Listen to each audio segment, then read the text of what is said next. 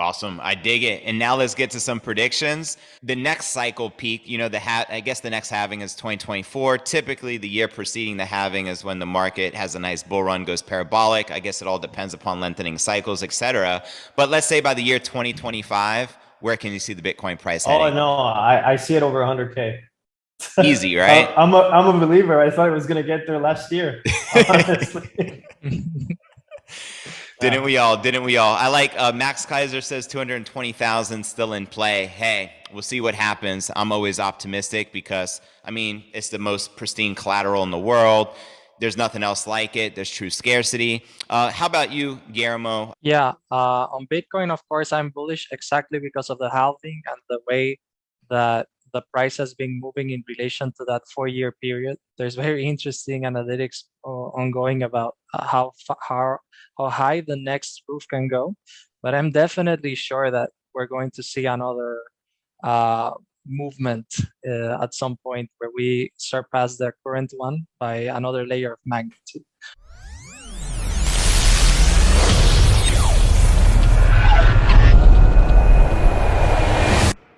Hey, what's good, crypto fam? JV back with a very special interview episode of Crypto News Alerts. I got the founder and co-founder of Manufactory on the horn with us here. We got Guillermo as well as Jean. How you guys doing today?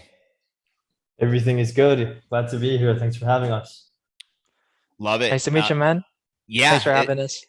it's a pleasure. Why don't we dive in by giving us a little background about how you guys got involved in the NFT crypto gaming space in the first place? So really, as in our backgrounds in general, we come from the traditional startup world. I myself have been merged in that world for, I want to say around 6 to 7 years on that now at this point. We started dealing with NFTs early last year. Me and Guillermo both, we sort of like started a small, I want to say small NFT fund where we would basically raise funds from people and invest them into NFT projects. And it was kind of crazy because it was all GameFi related. So basically, we would play these games and we would earn money and we could pay people constantly with the money we were earning and reinvest it into the pool. And it was going kind of well. Guillermo, I think you want to give your background as well on that. Sure. Thanks. So pretty much I'm a data scientist. I studied engineering in college, and then I worked for a while doing data analytics, and I wanted to go further into it and learn more about artificial intelligence. So I actually did a master's in AI in a European school. And then I started working in data science consulting for Ernst& Young. I used to help clients in industries such as banking and retail implement machine learning algorithms into their workflows. I started working with John as a side project just on this NFT fund. Yep. And while we were researching all these games and actually investing into them, we decided, hey, there's so much that can be done better. And we could do a game of these by ourselves with a better economic design. So things happened really fast, and here we are. Love it. And what year did you two guys get into cryptocurrency in general? Just curious. I've been in crypto since 2017. My first investment when I was really a newbie was in XRP, and that was back when XRP was worthless. Then I sold when it got to like $1. I don't hold it anymore. After I started researching crypto and stuff like that, I kind of don't like the project anymore. But yeah, I've been in the space since 17. I think Guillermo's a bit more fresh on that. Well, actually, I entered in 2017 as well. I bought Bitcoin at $3,000 a piece, and I held on through all the way to the top and then back down because I really believed in Bitcoin's vision for reaching 100K, and I'm still holding. Uh, so yeah, I haven't really been a speculator. I pretty much been sidelined in crypto besides Bitcoin all the way up to recently when I got involved again thanks to the development of the GameFi space in particular. Well, much respect to all my long-term Bitcoin hodlers. I'm one of those guys too. I don't sell.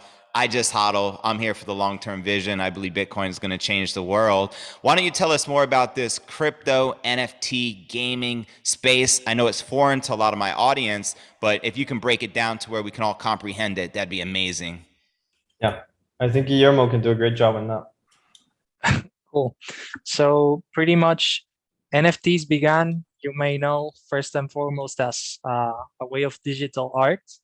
But then people began to think of other utilities for NFTs, which are just non-fungible tokens. These are tokens that exist on the blockchain, and each token is individual. It's kind of like a identity card for a person. So when you think of utilities for NFTs for video games, it becomes quite clear that a utility is making the items in the video game be registered on the blockchain as NFTs and allowing you the ability to buy your in-game items as assets that can actually accrue value over time thanks to your gameplay. For example, one of the most famous cases of NFT games is Decentraland, where NFTs are actually the real estate inside the game.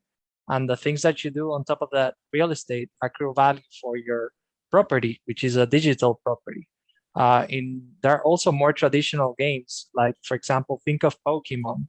There's a pretty famous game called Axie Infinity, which grew up last year, where you just buy these creatures called Axies, which are NFTs each of them, and you have them fight against other people. And whenever you win, well, you earn crypto thanks to your victory. And there's a ton of people over in Asia, Venezuela, and other places which can actually make a living out of playing these games. Right, and the market size is pretty big on its own. It really started booming last year in 2021. By the end of last year, it was around 25 billion, as in total addressable market size, and we're only like in the fourth month of the year, and the reach and value is already up at like 35 billion. So it's growing aggressively. And people are realizing that NFTs are here to stay, especially in GameFi. And what do you think the potential is for this market? You mentioned it's about 35 billion right now. Can you see this hitting a trillion in the next few years? I can see it hitting around like 80 billion by 2025, and then just keeping on growing as more people accept it as general culture. No, right now there's this narrative that cryptocurrencies are becoming the new monetization model for the whole gaming industry. And it's just a matter of time before the general audience becomes more integrated with the whole crypto ecosystem, before more games from big developers start accepting crypto as payment for games or in-game items. So it's a whole revolution in terms of gaming. Right on, 100%. And these niches are so big. I mean, you got gaming in itself is massive. The future of gaming is obviously crypto and NFTs. So there's a lot to dive into. Let's dive into Manufactory. When did you have the idea to birth this? And if you can explain the concept to us. Right. We had the idea to do it back in October of last year. In reality, we took a look at the market and we saw that there were a lot of flaws in the current games. Most of them were just products that were shipped really fast. So they were really mediocre. The idea behind them wasn't to be sustainable. It was just to make a quick cash. We were like, I don't want to say one of the first projects, but we always had this long-term vision from the beginning, even to the point where while every single game that was being released at the time we announced Manufactory was being called play to earn games, we were calling ourselves play and earn. So we were always visualizing ourselves as a way of you playing and at the same time, while you enjoy the game, earning benefits by just enjoying the adventure, while other games you played mainly just to earn something out of it. And so Manufactory on its own, it's based around sort of like tycoon games where in our game, you're supposed to build up your factory, and you're supposed to gather resources on a cooperative multiplayer scenario where you can play up to 8 players per land. At the moment, that might change. It might be more in the future, depending on supply and demand. And the point of the game is for you to be able to automate and collect as many resources as you can. It's inspired by a indie game called Factorio, which on its own, it was an indie game that was worth around $30. That's a lot for an indie game. And the game never had a single discount, and it sold over 5 million copies, which earned them like a Steam award and a bunch of stuff. So it's a game where we know that there's a public that's interested in it. Awesome. And you already have a community built out, I would imagine, via Discord or Twitter or Telegram. And I'll be sure to include all these links in the description below, of course. So basically, there was a slew of games coming out last year, branding themselves as play to earn. Let's say that was the first big wave using that branding. And the issue is that over 90% of these games weren't really games at all.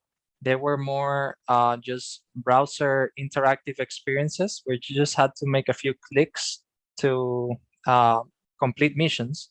And there wasn't any really fun in the process. Most people investing on them just were in it for the money, just for speculation. So rather than being play to earn, they began to be called click to earns. And they are very bubbly because once people start coming in, their tokens tend to shoot up in price. They can skyrocket. But then as soon as people start selling, because there's no inherent fun providing product underneath, then people just sell, and it's tough for these games to come back to a healthy state. So the narrative right now is that for a video game to actually incorporate blockchain technology in a manner that's actually going to stick and that's going to actually help work towards a better industry in terms of society and have people actually earn a value out of the time that they invest into games, you actually need a fun product underneath the crypto layer.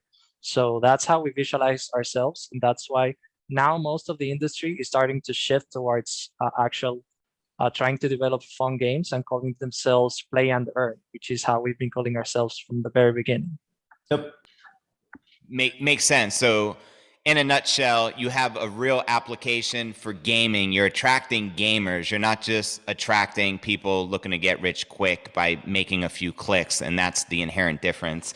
So what would you say separates you from all the other NFT games with metaverses? Because we're using these terms very loosely, but it seems every NFT game has their own metaverse. I know you guys have your own metaverse. I understand there's a real gaming application, but besides that, what separates you from all your competition? I'd say that most of the other metaverse games are focused on a very social experience, like being an open world where people can have their own digital avatar and just socialize with each other. That kind of applications you see is like having a brand, like a clothing brand, have their own presence inside of these games, and you being able to like try out virtual clothing inside of them, these type of things. Our game is more on the traditional gaming side. It's actually just like the evolution of arcade. It's just a game to enjoy with your pals, multiplayer co-op experience where you build up this factory, and it's set to appeal more towards that traditional gaming industry and that audience. However, the fun thing is that there's also a room for speculators because there are ways inside of the project where you can earn passive income. For example, the main NFT is the land, which probably you've heard is also the main NFT in many of these other metaverse games. In a place like Decentraland, the land is like where you're virtually located in regards to other players. In our game, the land is just the physical location where the factory is built, and it doesn't really have a value in terms of where it's geographically located. It's just that it is needed in order for people to start playing and earning. So if you own a land, you can just passively earn from it by renting it out so that other players can play on top of it. So you can be a landowner in that regard. And if you are a landowner, you can choose to play on it as well. Yep. So there's a place both for active players and passive earners as well. I dig it. So it's like being a digital landlord collecting rent. That's pretty slick. And what would Pretty you say much. your vision is for the play to earn ecosystem? Where do you see yourself taking this thing? Well, for the play to earn, nowhere. For the play and earn, we want to be one of the top competitors, as in we want to brand ourselves as number one, honestly. And Guillermo? Yeah, I'd say one more thing is that we want to be in the traditional gaming world. There are two types of developers. There's like the AAA studios and there's the indie studios. We are, of course, an indie studio. We led a organic crowdfunding campaign that in 1 month raised $500,000, and that was right before we launched our token. We ended up raising over $3 million in total after launching the token. But still, we like to consider ourselves an indie game because it's not going to be a Call of Duty, GTA type of level of expansion inside of the universe. But that's exactly where we feel like crypto games are going to first develop, because all of these big studios are going to have a really tough time entering the ecosystem because their audience does not understand crypto. Because we are beginning in an organic way with an audience that is crypto first, we have the ability to grow organically from there and then start attracting players from more traditional backgrounds. And we think that we can lead this new wave of gaming. Yep. And adding to what Guillermo's saying there, although we are an indie studio, we do have top of the line talent. Our CTO, for example, he comes from Sandbox. He used to be a senior tech lead over there. I don't know if you're familiar with the project, but Sandbox is one of the biggest NFT projects at the moment. Then he brought in 2 more people with him from Sandbox. Our team is currently at 32 people. We have people from Ubisoft. We have people from Gearbox. We have people from Warner Bros. We have people from 2K and a bunch of other top tier studios that probably anyone in the gaming industry itself already knows or is familiar with. So we have a top talent team, basically. That's phenomenal. And what is the roadmap looking out moving forward for my audience watching this right now? If they wanted to start to play and to learn more, what can they expect moving forward? Yeah, sure. So on April the 19th, I'm sorry, and April the 28th, correct me if I'm wrong, Guille. That's right. We have our land sales. After our land sales, at the end of Q3 of this year, we're gonna have the alpha of our PvP version. And then by the end of Q4, or I guess by the end of this year, we're gonna have the full-on build your factory alpha version out on the market as well. Nice. And what platform is all of this built on? This is all being built on Unity, and we're also building in the Near ecosystem, specifically in Aurora. I don't know if you're familiar with Near by chance. You might have looked at their token and how their token is growing. But the ecosystem on itself is growing pretty aggressively. Last week, they closed a 350 million series, whatever. I don't even know how many series they've already raised. But they have like 800 million, which they're bringing in as incentives to like bring projects into the space. We actually got a grant from them.